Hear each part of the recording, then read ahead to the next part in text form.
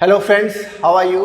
Welcome to management concept academy. I hope हमारे videos आपको समझ में आ रहे होंगे और हमारे जो लेक्चर वीडियो जो हम आप लोग के लिए बनाते हैं वो आपको समझ में आ रहे होंगे और आप लोग देख रहे होंगे। सो प्लीज़ हमारे साथ बने रहिए, हमारे चैनल को लाइक कीजिए, सब्सक्राइब कीजिए और प्लीज़ वीडियो को लास्ट तक ज़रूर देखिए।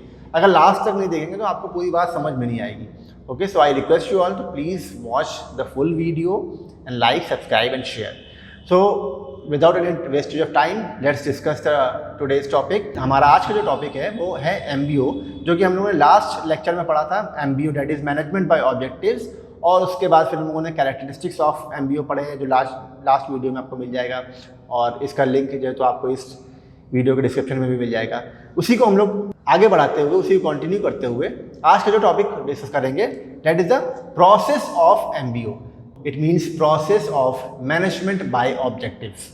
तो जब प्रोसेस की बात करते हैं तो या तो वो step by step up to down और डाउन टू अप, या फिर वो साइक्लिक फॉर्मेशन में होता है, जहाँ पे continuous process of goal formation होती है और गोल अकम्प्लिशमेंट होती है, और इस प्रोसेस को रिपीट किया जाता है after the short time intervals के बाद। ठीक है, it functions as a cycle where the continuous process of goal formation and goal accomplishment and it repeats after short intervals। तो इसको और बेटर तरीके से समझने के लिए जो हमें पूरे प्रोसेस के जो पॉइंट्स हैं उसको समझना पड़ेगा, और कौन कौन से पॉइंट्स इस प्रोसेस में इंक्लूड होते हैं उसको समझते हैं। तो let's discuss the cyclic process of MBO। जैसा कि आप स्क्रीन पर देख सकते हैं, ये एक साइक्लिक प्रोसेस है और ये स्टेप शुरू होता है। So first step of the cyclic process of MBO is defining organizational goal. पहले सारे पॉइंट्स पढ़ देता हूँ, फिर वन बाय वन सारे पॉइंट्स को एक एक लाइन में आपको डिस्क्राइब कर दूंगा, उससे बेटर तरीके से आप समझ जाएंगे। ओके, तो first process is defining organization goal, second is determining employees और subordinate objectives, third is constant monitoring employ progress and performance, then we move to performance evaluation, then providing feedback and performance appraisal, and again when the whole process is complete, then again we come to the next goal formation and achieve that objectives. Okay, so let's discuss point by point. First is defining organizational goal.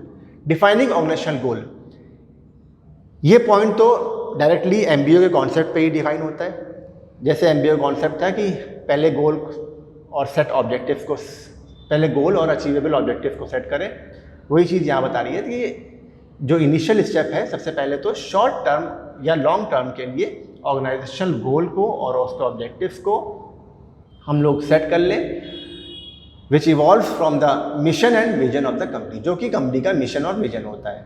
तो सबसे पहले गोल हमने set कर लिया। Next point, जब goal set हो जाता है तो क्या करते हैं, डिटरमाइन करते हैं एम्प्लॉइज़ की और सबऑर्डिनेट्स के ऑब्जेक्टिव को। तो अब गोल सेट होने के बाद जब ऑर्गेनाइजेशन का गोल सेट हो गया तो अब उसके बाद फिर जो एम्प्लॉइज़ हैं या सबऑर्डिनेट्स हैं या मैनेजर्स हैं, उनके इंडिविजुअल्स के गोल सेट करते हैं एट ईच एवरी लेवल। ठीक, तो इसमें क्या होता है कि एम्प्लॉइज़ से ओपिनियन लिया जाता है कि आप कितना अचीव कर सकते हैं गोल को, और आपकी एबिलिटी क्या है, as per their ability and capability of the task है their goal have to set, और उनका गोल अकम्प्लिशमेंट और टारगेट्स जो सेट वो लोग खुद करते हैं। इसमें क्या होता है कि डिटरमाइन करते हैं एम्प्लॉइज़ की और सबऑर्डिनेट के ऑब्जेक्टिव्स को, जिसमें कि एम्प्लॉई और मैनेजर्स की at each and every level उनके गोल्स को सेट किया जाता है as per their capability and their task accomplishment ability, और उसी के हिसाब से उनके टारगेट को सेट किया जाता है जो कि उनको अचीव करने होते हैं।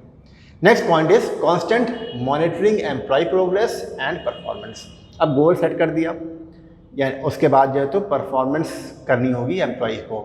तो जब एम्प्लॉई परफॉर्म करता है अपने गोल को अचीव करने के लिए, जो भी उसकी वर्किंग होती है उस पर कॉन्स्टेंट मॉनिटरिंग बना के रखनी होती है एम्प्लॉई की, और साथ साथ ये भी देखना होता है कि उसके परफॉर्मेंस में कितना प्रोग्रेस हुआ, ताकि जो कहीं पे उसको दिक्कत आ रही होती है या जो लूप होल्स या हर्डल्स बिजनेस ऑपरेशंस में या उसके वर्क के दौरान उस एम्प्लॉइज़ को या मैनेजर्स को आ रहे होते हैं, उसको वो रिमूव कर सके और आइडेंटिफाई कर सके और रिमूव कर सके।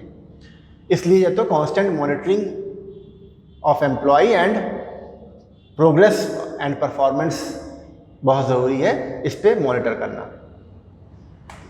Next is performance evaluation, performance evaluation में क्या होता है कि after monitoring the work the managers need to evaluate and review the performance of every individuals, ताकि जो सेट ऑफ ऑब्जेक्टिव्स डिफाइन किए थे और उसकी जो एक्चुअल परफॉर्मेंस है उसको इवैल्यूएट किया सके कि what they have set objectives and what they can achieve. Okay, next is providing feedback. फिर feedback is very important. With the help of above evaluation and the managers now need to give valuable feedback to every individuals to motivate them.